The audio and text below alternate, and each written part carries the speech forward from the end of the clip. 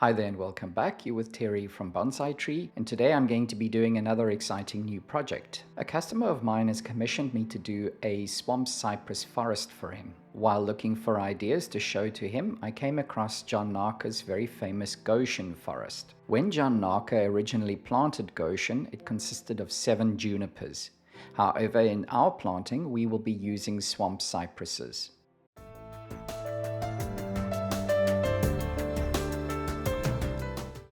If you find the following content helpful, then you can thank me by clicking the thanks button just below the video. Before I go any further, I'd like to deal with the naysayers. I previously styled a swamp cypress and posted the video to this channel. Many people commented negatively saying that swamp cypress do not grow with their branches descending. Yet here we have a clear example of arguably the father of Western bonsai, John Naka himself, and an example of a swamp cypress in that precise style. But without further ado, let's get started and make preparation for the planting. The first step will be to collect some moss, and I like to collect moss from trees, bonsai trees in my collection, as this ensures me that the moss is able to survive in a similar condition to where the trees will be kept once planted. After collecting sufficient moss, I'm going to leave this out in the sun to dry.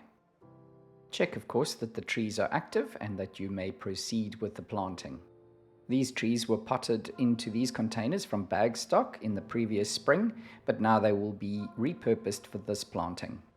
I'll use a sickle to create a gap between the root ball and the wall of the container, which will make it much easier to remove the trees. A lot of root work will be required when I position the trees together in the planting, but for now I'm only going to remove a little bit of the root to reduce the size of the root ball. I'm also going to mist the roots slightly and then wrap them in plastic wrap just to keep them moist. As it is also my intention to do the carving of the deadwood before the trees are planted, I will also prevent those wood shavings from entering the root ball. All 7 trees are now prepared and I can move on to the next step. The holes in the base of the container will now be covered with drainage mesh. To ensure the mesh cannot move, I'll be using wire to keep it in place. With the holes now covered, the next step is to prepare the tie-down wires for the trees. There are no holes specifically for the wire, so I'll just be using the drainage holes, but there are a sufficient quantity of those.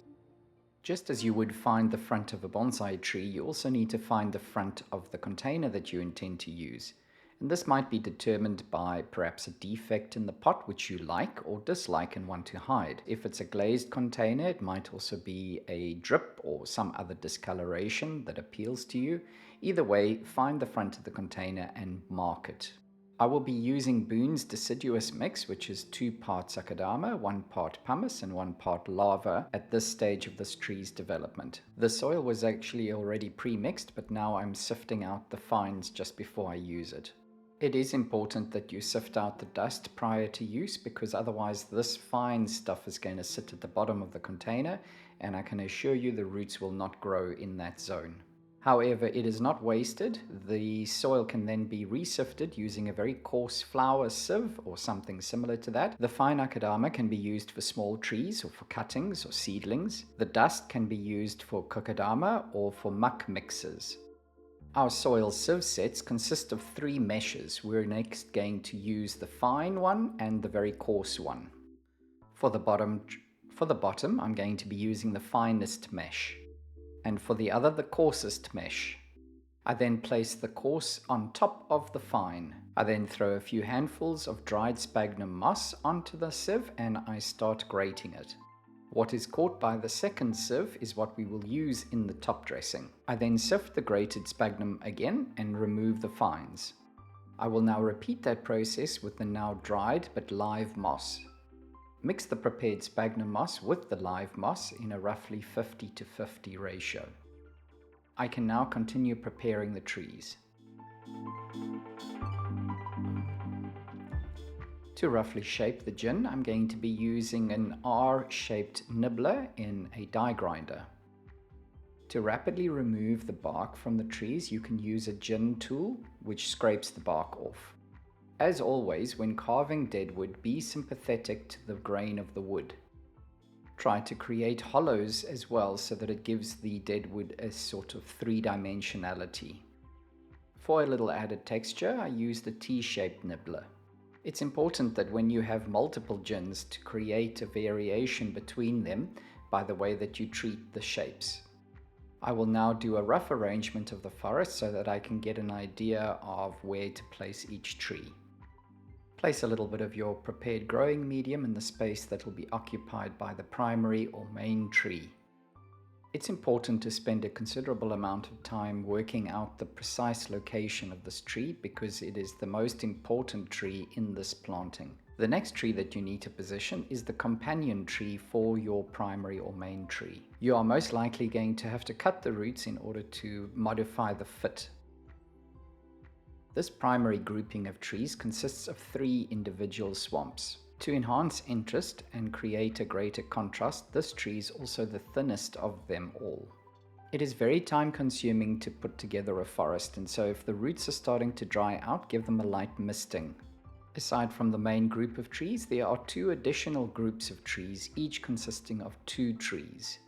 By placing a tree behind another, you're able to increase the visual impression of depth. Secure the trees with wire once you've positioned them.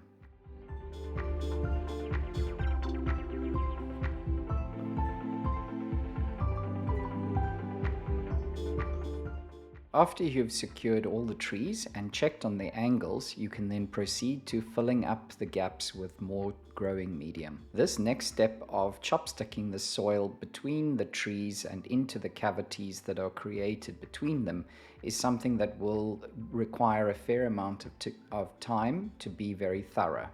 It is possible that in all this activity that you might have moved the trees, and so it's a good idea to periodically just check that the angles and positions are the way that you want them to be. If you find any roots growing upwards, you can take care of those by bending up a little wire pin and inserting it into the root ball.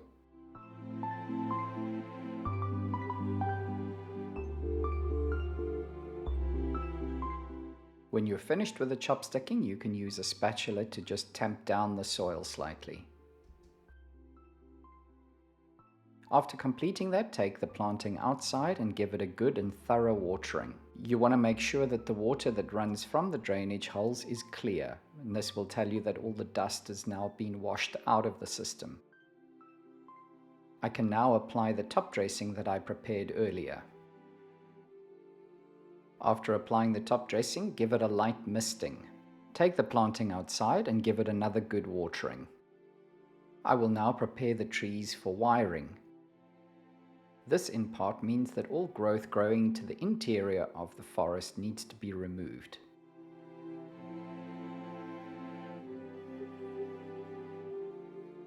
I will now use aluminium wire to wire the branches in a downward fashion. When you're shaping branches, be sure to give the branches upward and downward movement as well as side to side, and not just a single dimensional movement. To avoid breaking branches, always be sure to anchor the wire properly. Support the branch that you're wiring between your thumb and forefinger as you coil the wire around the branch with the other hand.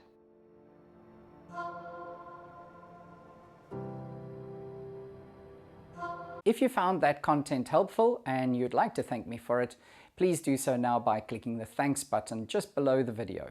The planting is now completed. One does need to have a fair amount of imagination in order to visualize what the forest is going to look like in 5 and 10 and even 15 years from now. But the most important thing is that the basic foundation of the forest is now being set or laid. The trees have been positioned and a lot of time was spent in getting the positioning correct, and now the trees can just mature.